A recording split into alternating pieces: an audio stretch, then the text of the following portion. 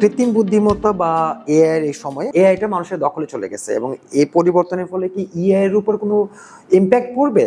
এবং এটা আরেকটা বিষয় আছে, সেটা হচ্ছে গিয়ে এআই এর বিকল্প হতে, এআই কি এআই এর বিকল্প হতে পারে কিনা? চমৎকার প্রশ্ন করেছেন। দেখেন, বাংলাদেশের সমস্যা হয় কি, যখন একটা হুজুগে বাঙালি আমরা বলি না, যখন একটা ট্রেন্ড আসে, ওরা ওই যে পড়ে ইন্টারনেট থেকে, এখন এআই এর যুগ।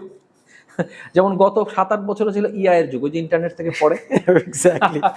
এখন দেখেন, ওরা দেখতেছে এনভিডিয়া, অ্যামাজন এআই দিয়ে $1 বিলিয়ন করতেছে। ওরা ভাবতেছে আমি যদি এআই শেখাই কিছুই হবে না, সরি টু সে বাংলাদেশের কনটেক্সটে। বিকজ এআই মানে কি, এআই কিন্তু আপনার ইমোশনাল ইন্টেলিজেন্সের নিডটাকে আরো বাড়িয়ে দেবে।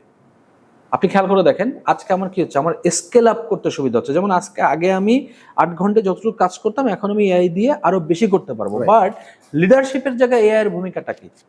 লিডারশিপের জায়গায় এআই এর ভূমিকা হচ্ছে আমি এখন মনিটরিংটা বেশি করতে পারছি, আমি আমার যে আমাকে রিপোর্ট করে তার বেশি তথ্য পাচ্ছি। But how I inspire him or her, এটা কি এআই এর কিছু আছে? নাই কিন্তু। ওখানে কিন্তু আমাকে হিউম্যান টাচটা থাকতে হবে। You see that? সো আমরা না বাংলাদেশিরা এটা ভুল করতেছি।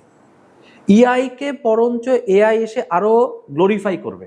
এবং সত্য কথা বলি, ইআইটা মানুষ জানতোই না 1995 সালের আগে। কেন?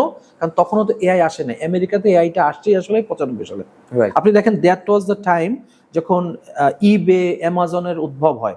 ইন্টারনেট শুরু হলো 1993 থেকে। তখন হয় কি, আপনার এতটাই সফিস্টিকেটেড হয়ে গেল আইটি টেকনোলজি এবং রোবট আসলো। তখন মানুষ বুঝতে পারলো, আচ্ছা এই রোবটের সবকিছু আছে, কিন্তু একটা জিনিস মানুষের নাই, সেটা কি? ইমোশনটা। তখনই কিন্তু ইমোশনাল ইন্টেলিজেন্স। আর বাংলাদেশিরা কি করলো, এই এআই দিয়ে ভাবতেছে এআই এর দরকার নেই, এআই এর দরকার নেই, which is absolutely wrong thing.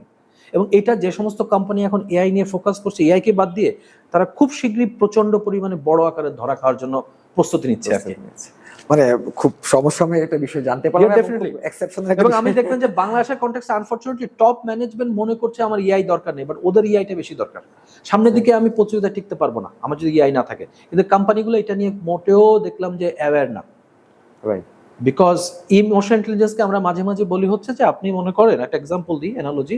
মনে করেন আপনি বর্ষার সময়, এখনো বর্ষার সময় চলছে, আপনি 3 দিন টানা ছাতা নিয়ে বেরোইছেন, ওকে, 3 দিন বৃষ্টি হয়নি, আপনি রিল্যাক্স। 4th ডেতে আপনি ছাতা ছাড়া বেরোইছেন, ওই দিন ঝুম বৃষ্টি, কি হলো? ভিজে গেলেন। 10 টাকার আমার এই যে আপনার যে ছাতাটা হচ্ছে আপনার ইমোশনাল ইন্টেলিজেন্স। এটা কাইন্ড অফ ইনসুলেট করে আপনাকে। এটা আপনার সাথে থাকতে হবে।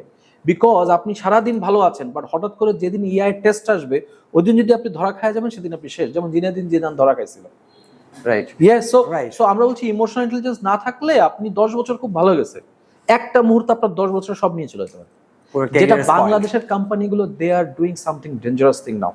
দেয়ার leaders are not trained on emotional intelligence.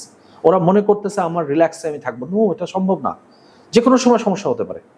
আজকে হঠাৎ করে একটা ছোট কোম্পানি দেখবেন যে আপনার কোম্পানিকে শেষ করে দিয়েছে, ছোট্ট একটা ডিসিশন মেকিং এ ভুল। কারণ ইমোশনাল ইন্টেলিজেন্সের মূল কাজটা হচ্ছে ডিসিশন মেকিং এ সহায়তা করা। সো এআই ইমোশনাল ইন্টেলিজেন্সকে আরো গ্লোরিফাই করেছে ওয়ার্ল্ড ওয়াইড। বাংলাদেশে এটাকে আরো কমাই দিয়েছে, হুইচ ইজ রং। রাইট, ভুল জানার একটা, AI can never replace the EI. Right.